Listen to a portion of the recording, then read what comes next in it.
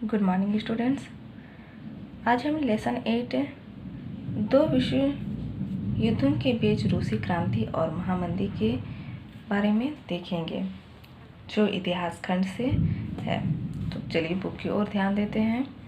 जैसे जैसे प्रथम विश्व युद्ध समाप्त होने लगा वैसे वैसे पूरे यूरोप में एक क्रांति लहर उठी जिनमें पुराने राजघरानों और तानाशाही राज व्यवस्था को उखाड़ फेंका।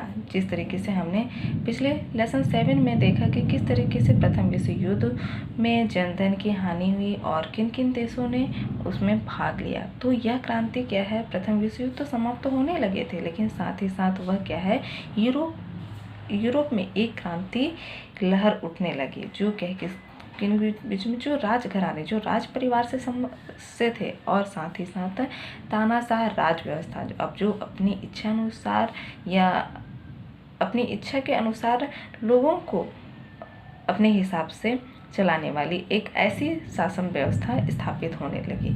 तो जो व्यवस्था स्थापित जो तानाशाह और राज व्यवस्था थी उस व्यवस्था को क्या कर रहे थे, उखाड़ फेंकना चाहते थे। इसकी शुरुआत मार्च 1917 में रूस की क्रांति से हुई जब वहाँ के सम्राट जार निकोलस को अपनी गद्दी त्यागनी पड़ी। तो जो राजघराने और तानाशाही व्यवस्था जो चल रही थी वह क्या है 1917 में रूसी क्रांति में हुई और वहाँ से हुई चूँकि क्या है वहाँ के सम्राट जो कौन थे, जार निकोलस की गद्दी त्यागने मतलब गद्दी को छोड़ने से है।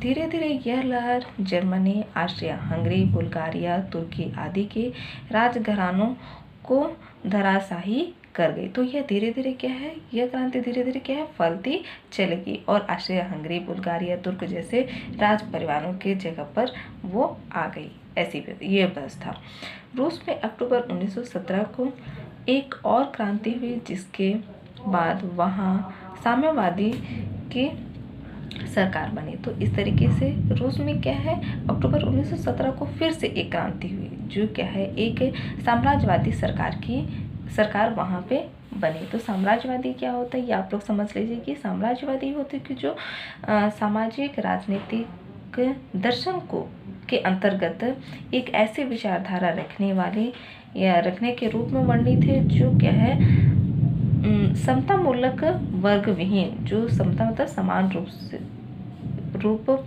जो क्या है वर्ग विहीन ऐसे समाज की स्थापना करने की कल्पना करता है। अब हम आगे देखते हैं अन्य देशों में साम्यवादी या समाजवादी सरकारें तो नहीं बनी मगर वहाँ लोकतंत्र की स्थापना हुई। तो इस तरीके से अन्य जो देश थे वहाँ साम्यवादी व्यवस्था नहीं साम्यवादी या फिर जो समाजवादी सरकार है तो वहाँ पे नहीं बनी, लेकिन क्या है वहाँ पे कौन सी व्यवस्था स्थापना हो गई, लोकतंत्र की स्थापना हो गई।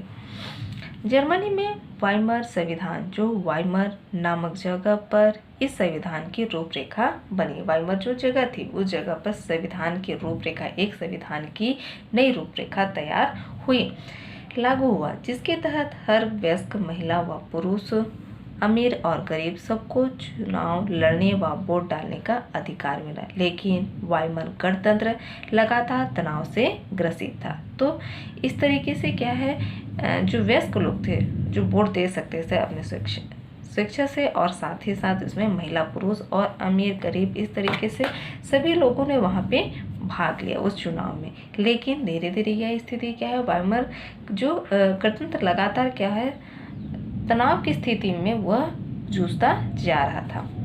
लेकिन एक तरफ उस पर विजयी देशों का दबाव था तो दूसरी तरफ जो विजयी देश जो जीते हुए जो देश थे उनका भी उन पर दबाव था कि वह वर्साय संधि की शर्तों को पूरा करे और वहीं दूसरी ओर जर्मन लोगों में इसके खिलाफ जबरदस्त गुस्सा उफन रहा था। तो हमने पिछले लेसन में भी 7 में देखा कि किस तरीके से वर्साय की संधि जो जर्मनी पर जबरन थोपी गई एक शर्तें थी जिसे पूरा किया जाना था। तो साथ ही साथ वो तो थी ही थी, लेकिन जर्मनी के जो लोग थे जो इसके खिलाफ जबरदस्ती उनके अंदर एक क्या है गुस्सा उत्पन्न होता जा रहा था। तुर्कों में पुराने ओटोमान सुल्तानों, जो अपने आप को मुसलमान के क्या मानते थे, खलीफा मतलब धर्मगुरु कहा जाता है, के राज्य की जगह मुस्तफ़ा कमाल अतातुर्क के नेतृत्व में 29 अक्टूबर 1923 को एक लोकतांत्रिक और धर्मनिरपेक्ष शासन स्थापित हुआ। तो वहाँ क्या है, लोकतांत्रिक एक ऐसे शासन व्यवस्था स्थापित होने लगी और साथ ही साथ धर्मनिरपेक्ष, अपने धर्म का स्वतंत्र रूप से वो चुनाव करने की एक ऐसी शासन व्यवस्था शुरू हुई और औद्योगिकरण की प्रक्रिया भी शुरू हुई। साथ ही साथ क्या है, उद्योग धंधे का जो उद्योग धंधे स्थापित या उद्योग धंधे से संबंधित जो भी चीज़ें थी उनका भी क्या है, वो प्रक्रिया भी धीरे धीरे शुरू होती चली गई। इस्लामी धार्मिक कानून की जगह लोकतांत्रिक कानून लागू किया गया और धार्मिक मदरसों की जगह सभी बालक बालिकाओं के लिए आधुनिक स्कूल स्थापित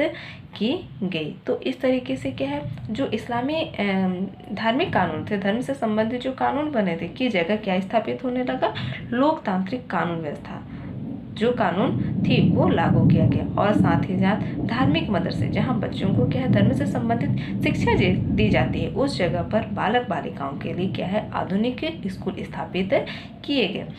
इस प्रकार तुर्की एक इस्लामी साम्राज्य न रहा और एक आधुनिक राष्ट्र के रूप में विकसित होने लगा। तो इस तरीके जो तुर्की था वह क्या है, किस तरीके से इस्लामी साम्राज्य न रह करके वो क्या है, एक आधुनिक राष्ट्र के रूप में विकसित या फिर वो फैलता चला जा रहा था। अब आगे देखते हैं, सन 1929 में विश्व भर में आर्थिक मंदी का दौर शुरू हो गया। ये 1929 की स्थिति जो थी वहाँ पे क्या, विश्व भर मतलब पूरे विश्व में आर्थिक मंदी, वहाँ लोगों के आर्थिक रूप से बहुत सारी समस्याओं को झेलने की एक शुरुआत हो चुकी थी, जिसके कारण विश्व के अधिकांश देशों की अर्थव्यवस्था प्रभावित हुई थी। जो विश्व मंदी थी या आर्थिक मंदी जो थी वह क्या है, धीरे धीरे पूरी अर्थव्यवस्था जो थी उसको वो प्रभावित कर रही थी और बेरोजगारी तेजी से बढ़ी। अर्थव्यवस्था तो प्रभावित हो रही थी, साथ ही साथ बेरोजगारी मतलब उन्हें कोई भी कार्य नहीं मिल रहा था, तो ऐसी बेरोजगारी बढ़ती चलेगी। जर्मनी में इस मंदी और वर्साई संधि के तहत हो रही हानि के कारण आर्थिक संकट क्या है, गहरा है। तो इस तरीके से जो जर्मनी में जो मंदी चल रही थी और साथ ही साथ वर्साई की संधि जो जबरन जर्मनी पर थोपी गई थी, उसके कारण क्या है, आर्थिक संकट गहराई रूप से बढ़ता जा रहा था। लोगों में अपनी सरकार के प्रति आक्रोश पैदा होने लगा। अब लोग क्या है, जो सरकार थी उसके प्रति गुस्सा उत्पन्न होना शुरू हो गया। इसका फायदा उठाकर हिटलर और उसकी नाजी पार्टी सत्ता में आई और तेजी से विपक्षी दलों और मजदूर संगठनों का क्रूरता के साथ दमन किया गया। तो इसी तरीके से इसी जो लोगों के प्रति जो सरकार के लिए जो आक्रोश था, जो गुस्सा था, उसी का फायदा उठा करके हिटलर, जो कि एक नाजी पार्टी का एक क्या था, संस्थापक था, तो उन्होंने नाजी पार्टी, उसमें क्या है, हिटलर नाजी पार्टी के माध्यम से सत्ता में आई और वह तेजी से विफल दल मतलब जो दल विफल हो चुकी थी और मजदूर संगठनों का क्रूरता से क्या है, दमन मतलब उन पर शोषण किया और साथ ही यहूदियों के खिलाफ एक भयानक अभियान छोड़ दिया। जो यहूदी थे उनके खिलाफ एक अभियान जो खतरनाक था वह छेड़ा गया। धीरे धीरे हिटलर वर्साई की संधि की शर्तों का उल्लंघन करता था। यह कहते हैं विभिन्न देशों के द्वारा थोपी गई वर्साई की संधि थी, उस पर जबरन लगाया हुआ शर्तें था, तो उस संधि को क्या है, हिटलर ने धीरे धीरे उस शर्तों को क्या है, उल्लंघन मतलब उसे तोड़ते हुए आगे बढ़ा और युद्ध के माध्यम से विश्व पर आधिपत्य जमाने की तैयारी शुरू कर दी। तो इस तरीके से जो शर्तें थी उसका उल्लंघन, उसको तोड़ते हुए वो आगे बढ़े और उसी के माध्यम से विश्व पर आधिपत्य मतलब शासन जमाने की तैयारी शुरू कर दी गई।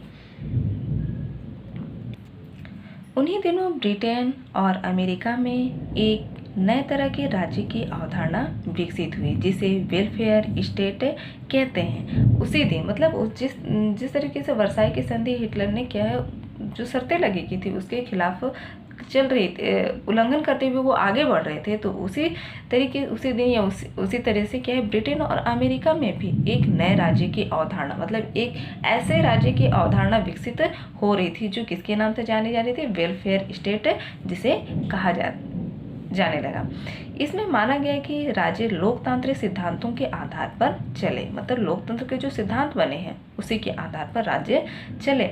नागरिकों के लोकतांत्रिक अधिकारों की सुरक्षा हो और साथ में राज्य लोक कल्याण को अपनी प्रमुख जिम्मेदारी माने। तो जो लोकतांत्रिक सिद्धांत बने तो थे, साथ ही साथ उसके आधार पर चलने भी थे। तो नागरिकों को लोकतांत्रिक जो अधिकार दिए गए थे उसकी सुरक्षा भी हो, और साथ ही साथ में जो राज्य लोक कल्याण थे, जो लोगों के कल्याण के लिए किए जा रहे थे, उसकी उसे प्रमुख रूप से जिम्मेदारी अपनी संभाले या जिम्मेदारी माने।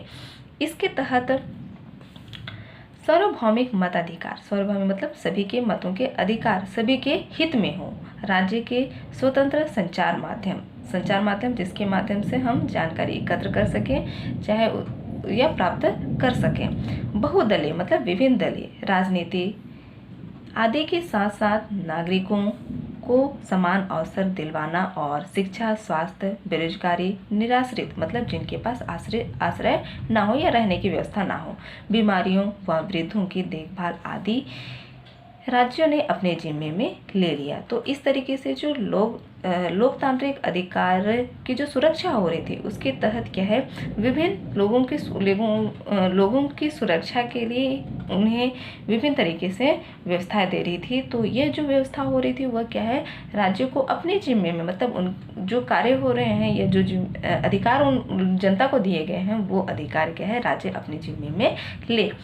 इस तरह के राज्य के लोग कल्याणकारी कार्य के द्वारा ब्रिटेन व अमेरिका जैसे देश सन 1929 की मंदी से उभर पाए। तो इस तरीके से जो लोगों के कल्याण के लिए कार्य कर रहे थे के द्वारा क्या है, ब्रिटेन और अमेरिका जैसे देश ने जो आर्थिक मंदी जो फैल रही थी वह क्या है, 1929 की आर्थिक मंदी से वो उभर पाए इसी वजह से।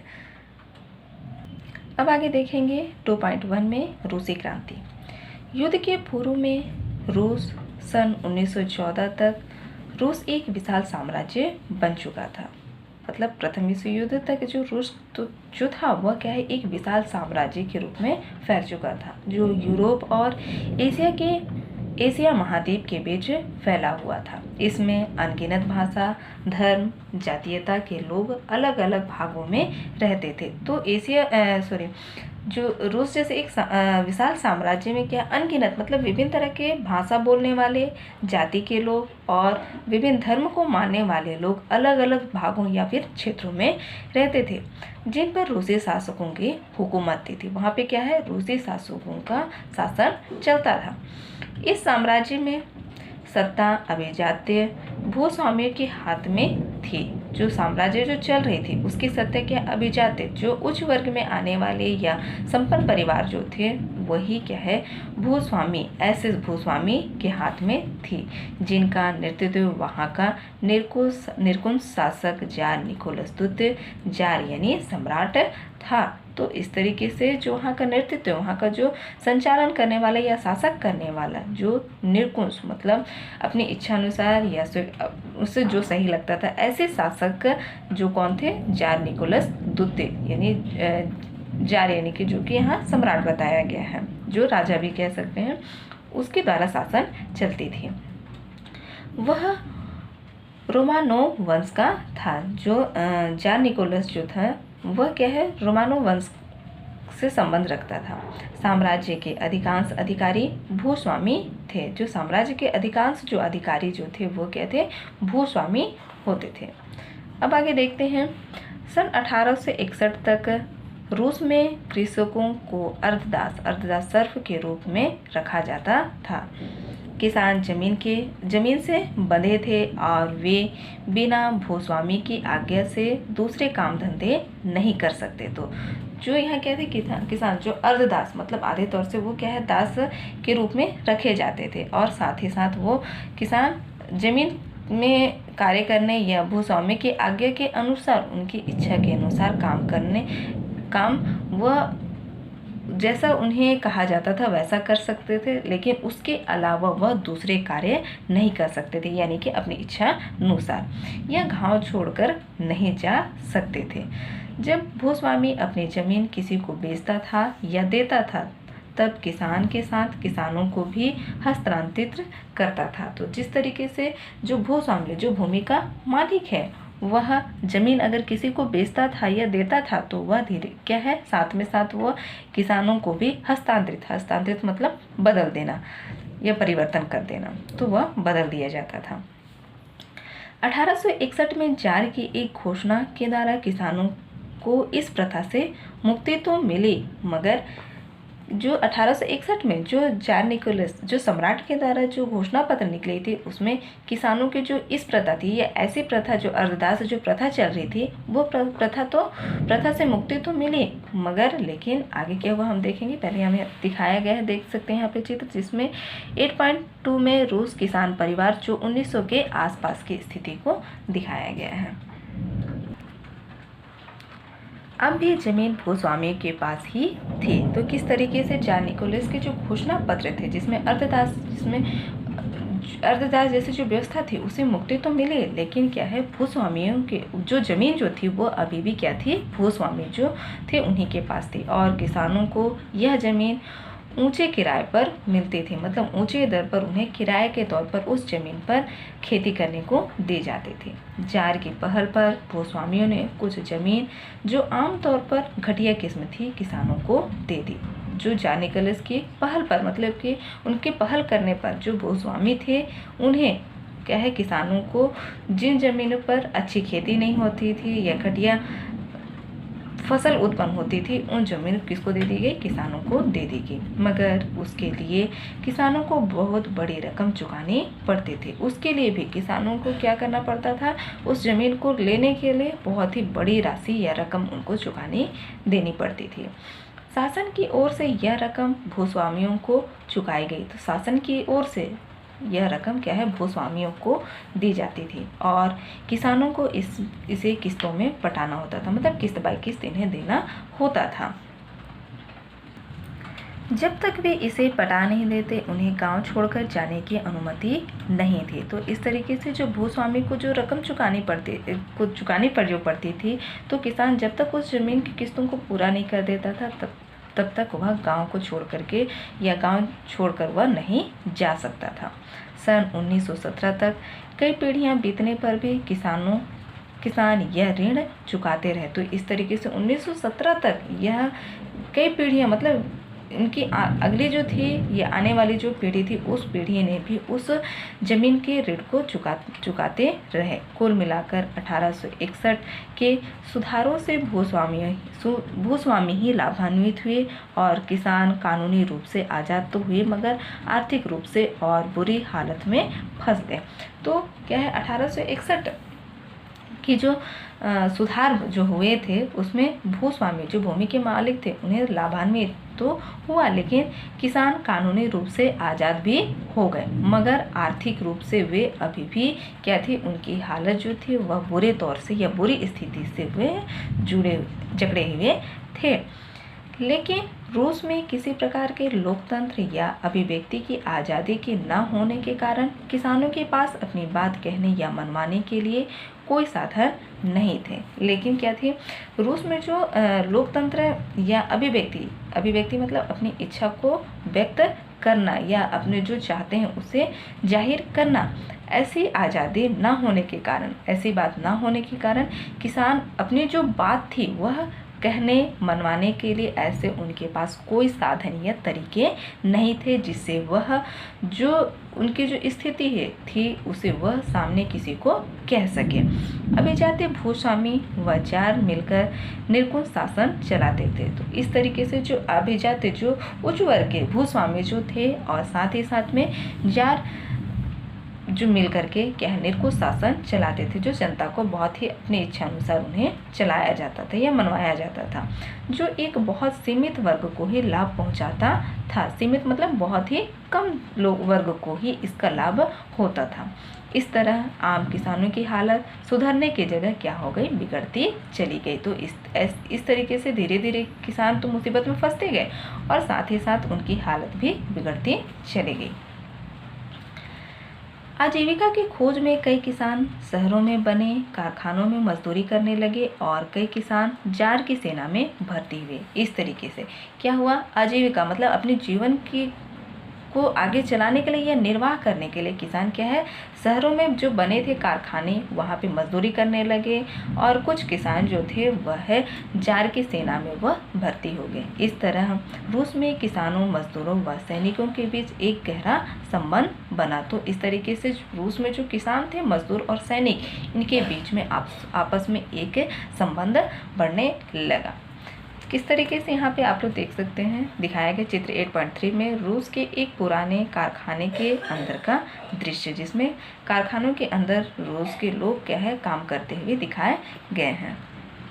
अब आगे देखते हैं उद्योग और मजदूर। 1880 के बाद रूसी शासक आधुनिक उद्योग के महत्व को समझने लगा, क्योंकि वे अपनी सेना के लिए आधुनिक हथियार व रेल मार्ग चाहते थे, जो बड़े कारखानों में ही बनते थे।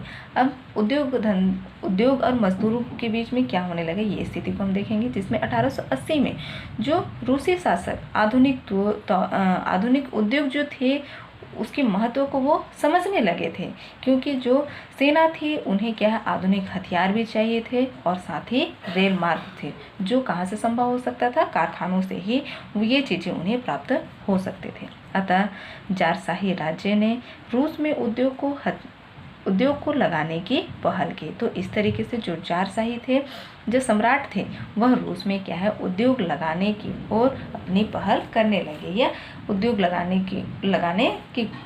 लगे।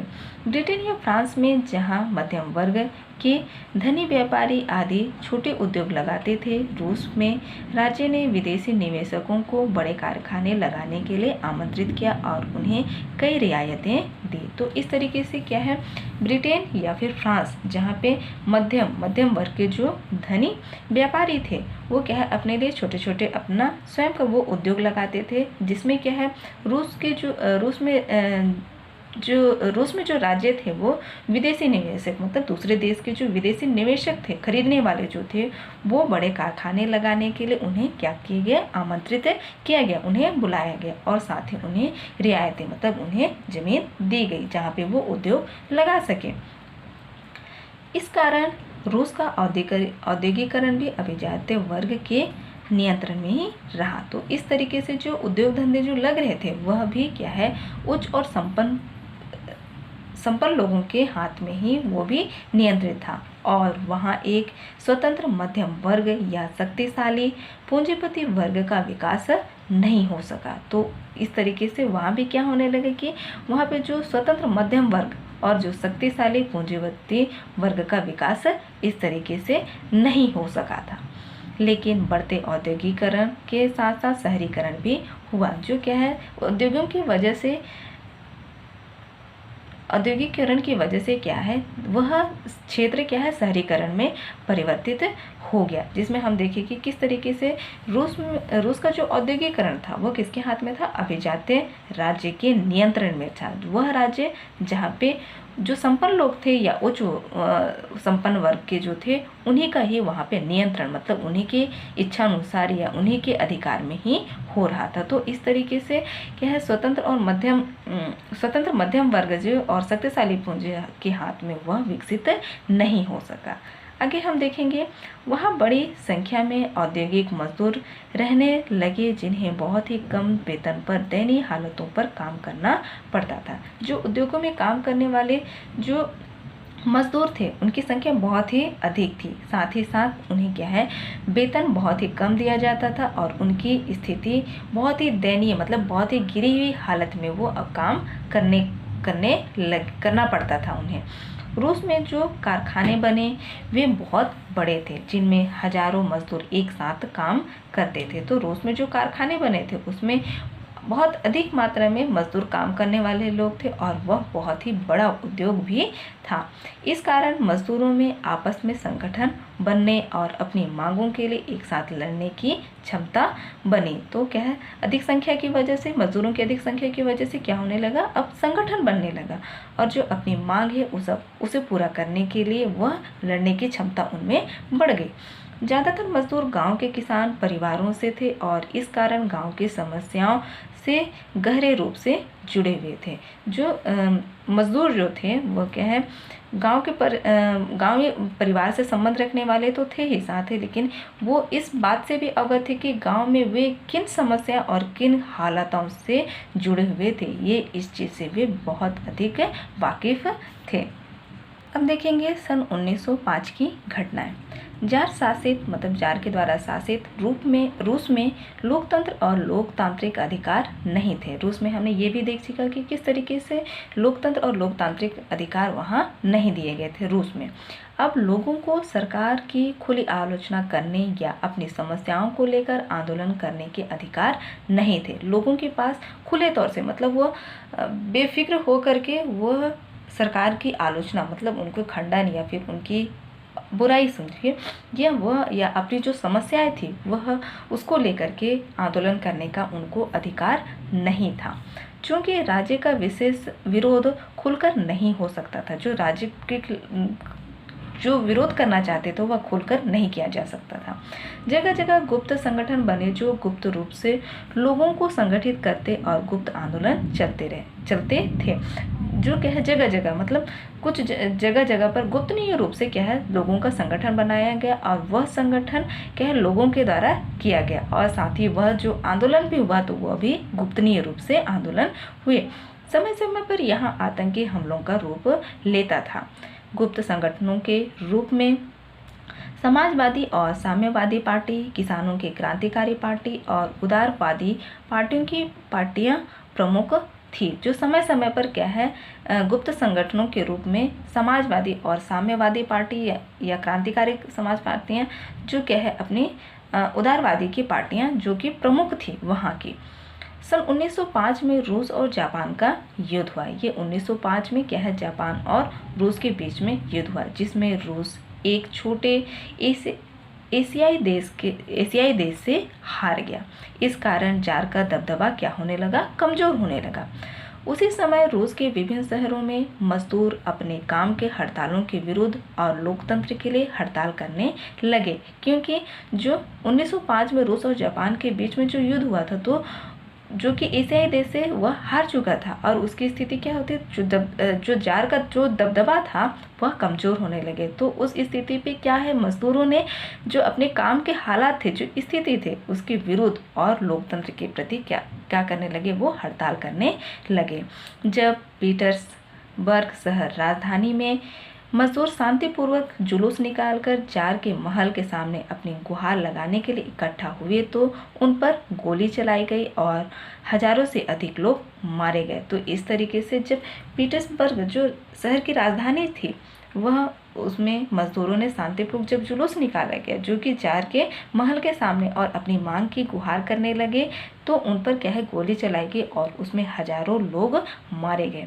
इससे क्रुद्ध होकर पूरे रूस में विरोध प्रदर्शन हुए। इसको देखते हुए जार ने कई राजनीतिक सुधारों की घोषणा की। तो जो हजारों लोग मारे गए तो इस क्रोध में लोगों ने क्या है, विरोध का प्रदर्शन मतलब दिखाया कि किस तरीके से इस युद्ध में लोग मारे गए। और इस स्थिति को जब उन्होंने देखा तो उन्होंने क्या है, अपने जो राजनीतिक जो नियम थे, पहलू थे, जो भी थे, उन्हें क्या उन सुधारों में उन्होंने घोषणा की। रूस में भी चुनी हुई संसद जिसे क्या कहा गया, डूमा की स्थापना हुई। जिसे क्या है, रूस में जो संसद बनी जिसे डूमा के नाम से भी जाना गया, इसकी स्थापना होगी। लेकिन चुनाव एक जटिल अप्रत्यक्ष तरीके से हुआ ताकि डूमा में अधिकतर संपत्ति ही पहुंचे। ये चुनाव तो प्रत्यक्ष रूप से ना होकर के क्या है, अप्रत्यक्ष तरीके से होने लगा जिसमें क्या है, कुछ अधिकतर इसमें संपत्ति वाले, जिनके पास संपत्ति थी, सिर्फ उन्हीं लोग इस चुनाव में भाग ले सके। जार ड्यूमा के किसी भी प्रस्ताव को ठुकरा सकता था। जार जो क्या थे, संसद के अंतर्गत जो आते थे, उस प्रस्ताव को वह ठुकरा सकता था। उसका अधिवेशन भी जार अपनी सुविधानुसार बुलाता था। जो अधिवेशन, जो बैठक होती थी, उसे जो जार थे या सम्राट थे, वो अपनी सुविधानुसार बुलाया करते थे। इस घोषणा के साथ ही बहुत क्रूर तरीके से आंदोलन को दबाया गया, जिसके चलते 10,000 से अधिक लोग मारे गए और 75,000 से अधिक लोगों को जेल में बंद कर दिया गया या घोर ठंडी जगह साइबेरिया में काला पानी की सजा दी गई। तो इस तरीके से क्या है, इस घोषणा पत्र में क्या है, बहुत घोषणा के साथ ही क्या क्रूर तरीके से, बहुत बुरी तरीके से आंदोलन को क्या किया गया, दबाया गया और इसमें 10,000 से भी अधिक लोग मारे गए और 75,000 से भी अधिक लोगों को क्या है, जेलों में बंद कर दिया गया। और ऐसी जगह उन्हें रखा गया जहाँ की ठंड या वहाँ जहाँ के तापमान बहुत ही कम थे, और साथ ही साथ काला पानी, ऐसी जगह पर जाकर के उन्हें छोड़ दिया गया जहाँ चारों तरफ क्या है, सिर्फ पानी ही पानी होती थी। तो आज के लिए हम लेसन 8 में हम यहीं तक पढ़ेंगे, बाकी हम नेक्स्ट वीडियो में देखेंगे। आप लोगों का होमवर्क है, इन प्रश्नों के उत्तर संक्षिप्त में दे। संक्षिप्त मतलब बहुत ही छोटे में। आप लोग बहुत लंबे लंबे आंसर देते हैं, तो इस बात को ध्यान दीजिए कि जितना पूछा गया सिर्फ आप उतना ही आंसर दें।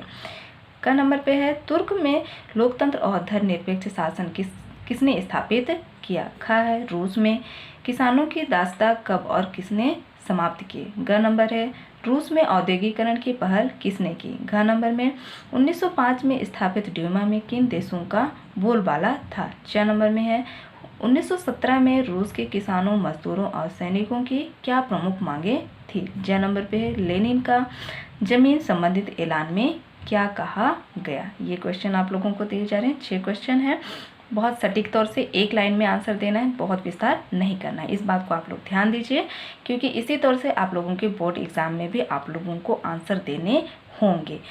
आज के लिए इतना ही। Thank you students.